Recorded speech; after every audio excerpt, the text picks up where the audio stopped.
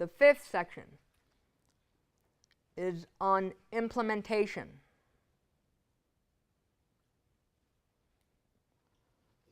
And this has to do with what standards should be set.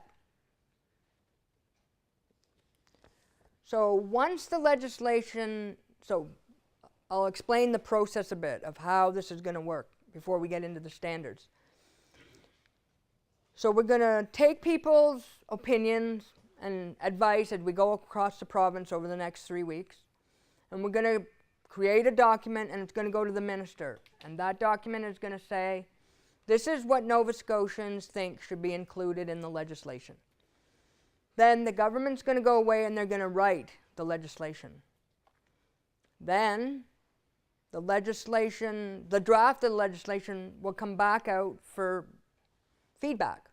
And we'll ask people, is this what you think the legislation should include? Then that legislation will get finalized. It will go to government and they'll vote on it. And they'll decide if this is legislation that they want for their government. Once it gets passed by government, it becomes a law. But then the real work begins. We have to develop rules about what it means to obey that legislation. So, for example, let's just take customer service. So, what would be the standards for customer service? It might be that businesses over a certain size must provide sign language interpreters on request. If it's a restaurant, they might have to provide braille menus. They might have to make sure, obviously, that their place is accessible so people can get in and out of it. So there will be rules that people will have to follow and standards that they will have to meet to obey the law. So this section is about what standards should be set.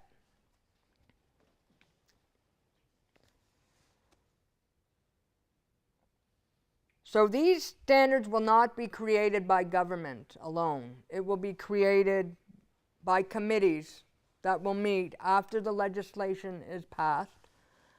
We'll set up a series of committees, and those committees will come up with what the standards should be. The committee should make sure of the following. New standards will not be created where current standards are already doing a good job. So if there already are standards that are really good, say the building code. The building code sets out the rules by which buildings are built. So if we think that the building code is really good and it doesn't need anything more, then we might say that this is the standard for buildings. But we might say, well, the building code is good, but we think there's a few things that should be added, and we'd like the building code to consider adding these other things. But we have a building code, and that might be the standard that we'll use for the built environment. Anyone who must meet a specific standard will be consulted. So, let's say that you are the association that is in charge of restaurants in the province. Well, we will make sure, we will consult with them and we'll say, well, what do you as an association think should be included in the standards so that all people can come into your restaurant? Standards should be updated to reflect changing needs or advances in technology. So for example, we're not going to say the standard for phones are, well, phones aren't a very good example. Let's say we're not going to say the standards for a computer are going to be what the standard is now, because that standard is going to change. It's always evolving, right?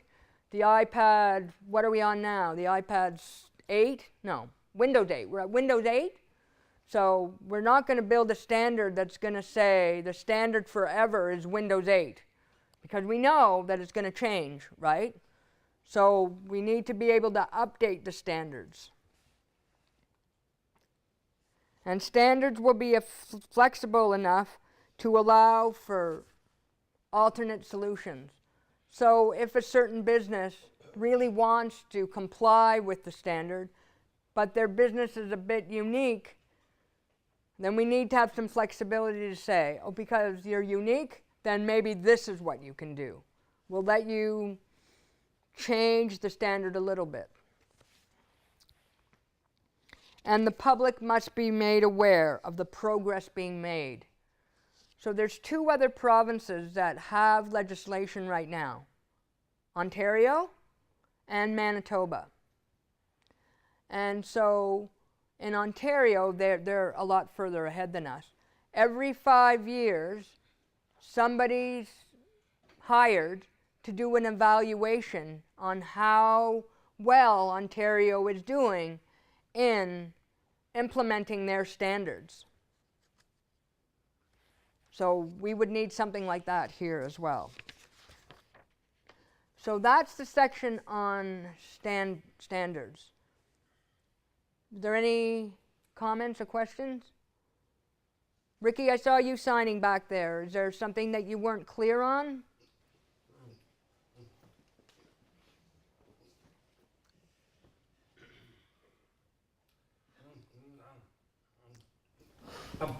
In relation to the public, the building code and what have you, what I envision is that a home or a building, for example, the community college here, have a fire code. I mean, you know, because you look around you and you don't see anything that relates to a fire code, and is that accessible? So that's still a barrier. You know, nowhere you're going to find anything perfect. So if you have a home, or if you're in a mall, for example, you go into a washroom, the public washroom in the mall. So you know, if the alarm were to go off, there's no flashing light system to alert a deaf individual, for example. So that's another one that's not accessible. That's just some examples I want to present. That's a perfect example. That's excellent. And that's the kind of feedback you should be thinking about when you think about, well, what does this legislation need to include to work for the deaf community here? So if the building code right now doesn't provide that, then you could say, well, you know, for the built environment, we want the legislation to have smoke alarms. We want the standards to be that when we're out and about, we're going to know when there's an emergency. So that's an excellent example, Ricky. Thank you. Are there any others? Yeah, go ahead. Just hold on 1 minute. We're just going to switch.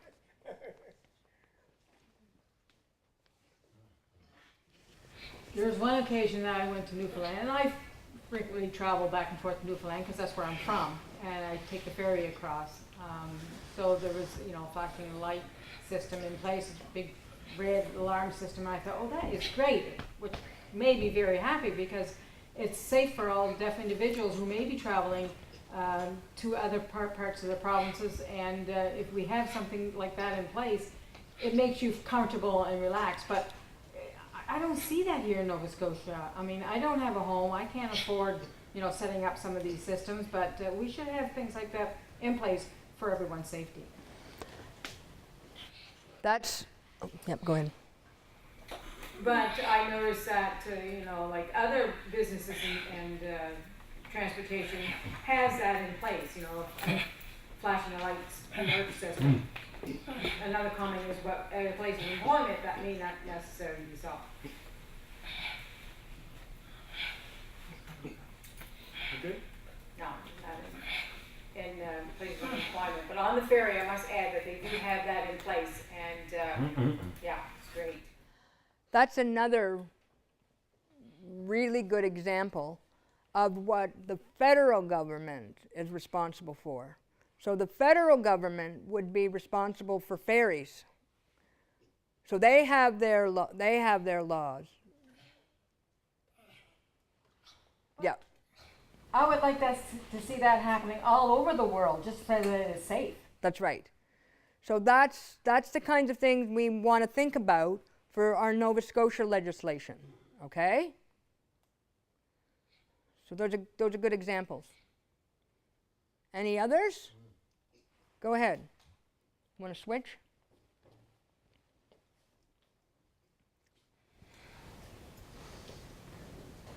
The problem I have is in calling social assistance office.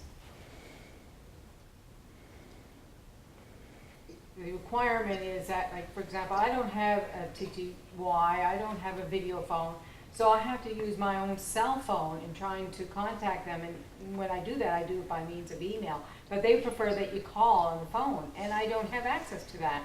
So that's another barrier for me when trying to access community services.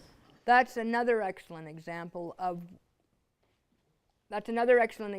what would be considered a customer service standard. So, should the customer service standard be that you have many means by which you can get in touch with your worker or anybody? So there shouldn't be a barrier for you using email if that's the way that you need to communicate. So that's exactly the kinds of stuff that we want people to think about when we're thinking about, okay, I'm a customer, I go into different places, what should be in the legislation that will allow me to access services barrier-free. Now, I want to caution you, though, about one thing. Right now, what we're talking about is the legislation. We're not talking about the standards yet. That will come after the legislation is passed. But that's still okay if there's things that are related to standards that you want to bring up. That's fine. You can bring them up.